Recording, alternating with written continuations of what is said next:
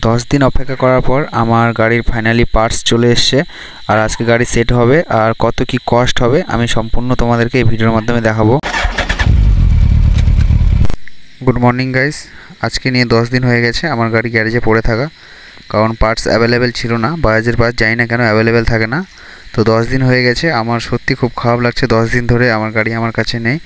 তো আজকে পার্টস এসেছে, তো আজকে গাড়ি হয়তো সেট আপ হবে। যা শুনলাম, আমি ফোন করেছিলাম সকালবেলা, তো বললো আজকে পার্টস এসেছে তো সেট আপ হবে। তো আমি এখন সকাল সকাল বেরিয়ে পড়েছি, ম্যাজিক গাড়ি করে আমি এখন অফিসে যাচ্ছি। তো অফিস গিয়ে আমি সবার প্রথমে আগে গ্যারেজেই যাব, গ্যারেজে গিয়ে দেখব যে আমার বাইকের কী পরিস্থিতি, আজকে কাজ হবে কি না বা আজকে গাড়ি ডেলিভার পাবো কি না। আর বাইকের ইঞ্জিন সিজ হয়ে যাওয়ার পর কত কি খরচ পড়ে, কত কি খরচ লাগলো আমার, আমি সম্পূর্ণ এই ভিডিওর মধ্যে তোমাদেরকে জানাবো। তো এন্ড অবধি ভিডিওটা অবশ্যই দেখো তোমরা, আর একদম দেখা হচ্ছে গ্যারেজে গিয়ে। তো বন্ধুরা, আমি এখন চলে এসেছি গ্যারেজে। তো গ্যারেজ সবেমাত্র খুলেছে, আমার গাড়ির কাজ এখনও কিছুই শুরু হয়নি, গাড়ি পড়ে আছে। ওই 3 নম্বর গাড়িটা আমার হয়, তো হয়তো দুপুরের মধ্যে গাড়ির কাজ শুরু হয়ে যাবে। তো এখন আমি অফিসে যাব, অফিসে গিয়ে আমার অফিসে যেসব কাজ আছে কমপ্লিট করে আবার দেখা হবে একদম দুপুরবেলা। এখন 3টে বাজে, আমি কাজ কমপ্লিট করে পলাশদের গ্যারেজে চলে আসি আর দেখি যে এখানে গ্যারেজের মধ্যে আমার বাইকের কাজ শুরু হয়ে গেছে, ইঞ্জিনের কাজ হচ্ছে। আর যারা কাজ করে গ্যারেজে তারা খাওয়া দাওয়া করছে। তো ওরা খাওয়া দাওয়া কমপ্লিট হয়ে গেলে আমার গাড়ি সেট আপ হবে।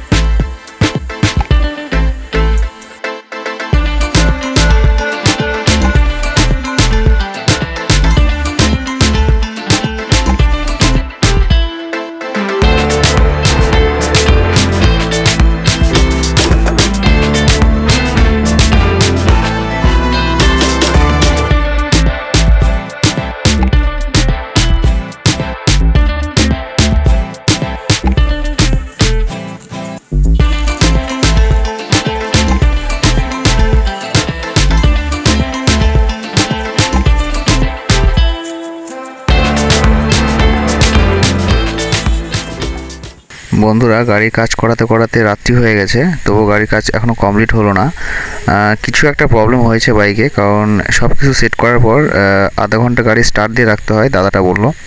তবে এখানে স্টার্ট আর গাড়ি নিচ্ছে না, অনেকক্ষণ ধরে সেলফ দেওয়ার চেষ্টা হচ্ছে কিন্তু সেলফ দিয়ে গাড়ি স্টার্ট নিচ্ছে না। এমনকি কিক দিয়েও চেষ্টা করা হলো, তবে কিক দিয়েও স্টার্ট নিচ্ছে না। হয়তো কোথাও কোনো কিছু একটা ইস্যু হবে, টেকনিক্যাল ইস্যু হবে, কোনো জায়গায় কোনো কিছু ফল্ট হয়েছে। তো অনেকক্ষণ ধরে চেষ্টা করা হচ্ছে, স্টার্ট নিচ্ছে না গাড়ি।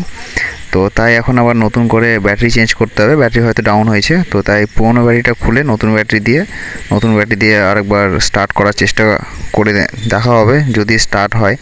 কারণ অনেকক্ষণ ধরেই পুরোনো ব্যাটারি দিয়ে চেষ্টা করা হলো, তবে স্টার্ট আর নিল না। তাই নতুন ব্যাটারি দিয়ে একবার স্টার্ট দিয়ে দেখতে হবে। নতুন ব্যাটারি সেট করার পরও গাড়ি স্টার্ট নিচ্ছে না, না কিক দিয়ে স্টার্ট হচ্ছে না সেলফে হচ্ছে। তাই মনে হলো যে ভেতরে কোনো কিছু একটা প্রবলেম হয়েছে, পাইপের ভেতরে হয়তো বা কোনো প্রবলেম হয়েছে, তো সে কারণে তেল যাচ্ছে না বুঝি। তো দাদা পাইপ খুলে দেখলো যে হ্যাঁ, পাইপের ভেতরে নোংরা জমে আছে, সে কারণেই তেল যাচ্ছে না।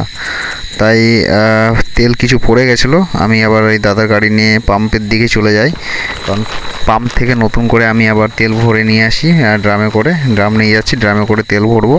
তেল ভরে এসে গাড়ি আবার স্টার্ট দিয়ে দেখতে হবে। তো গাড়ি এখন স্টার্ট নিচ্ছে নতুন করে তেল ঢালানোর পর। গাড়ি এখন অনেকক্ষণ ধরেই স্টার্ট ছিল, আধা ঘন্টা হয়ে গেল গাড়ি স্টার্ট দিয়ে রাখা। তো গাড়ি এখন স্মুথলি রান হচ্ছে, গাড়ির ইঞ্জিনে কোনো প্রবলেম নেই। গাড়ির ইঞ্জিনের শব্দটাও অনেকটা ইমপ্রুভ হয়ে গেছে এখন আগের তুলনায়। তো গাড়ি আমার এখন ফুল একদম, যেগুলো পার্টস খোলা ছিল সেগুলো সম্পূর্ণ লাগানো কমপ্লিট হয়ে গেছে। গাড়ি একদম কমপ্লিট আমার, এখন শুধু নিচের কিছু কাউলগুলো লাগানো বাকি আছে। তো এই কাউলগুলো লাগানো হলেই আমার গাড়ি একদম ওকে। তো ফাইনালি আমার গাড়ি রেডি হয়ে গেছে একদম। তো এখন আমি খুব খুশি এখন, কারণ আমার গাড়ি একদম রেডি। 10 দিন পর আমি আমার গাড়িটাকে পাচ্ছি, তো আমি খুব খুশি এখন। বন্ধুরা, আজকে একটা নতুন শিক্ষা পেলাম যে যতই তুমি ব্র্যান্ডেড মোবাইল গাড়িতে দাও না কেন, যেটা মোবাইল কোম্পানি ক্লেম করে যে 3000, 4000, 5000 কিলোমিটার চলবে এই মোবাইল খাওয়ালে বা ওই মোবাইল খাওয়ালে, এমনটা কোনো ব্যাপার না। মোবাইল বন্ধুরা গাড়ি চললে মোটামুটি যদি 3000 ক্লেম করে তাহলে সেটা 2000 বা 1500 চেঞ্জ করতে হবে। তো এটা নতুন একটা শিক্ষা আমার কাছে।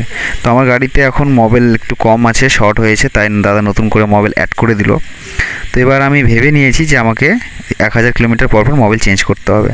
তো বন্ধুরা, আমার টোটাল খরচ হয়েছে গাড়ি ঠিক করতে 3800 টাকা। তো সেখানে আমি দাদার কাছে কিছু কম করে নিয়ে সেটা 3600 টাকা হয়েছে। তো বন্ধুরা, এত দূর অবধি দেখার জন্য ধন্যবাদ। লাইক, কমেন্ট, শেয়ার, সাবস্ক্রাইব অবশ্যই করে দিও। দেখা হচ্ছে নেক্সট ব্লগে।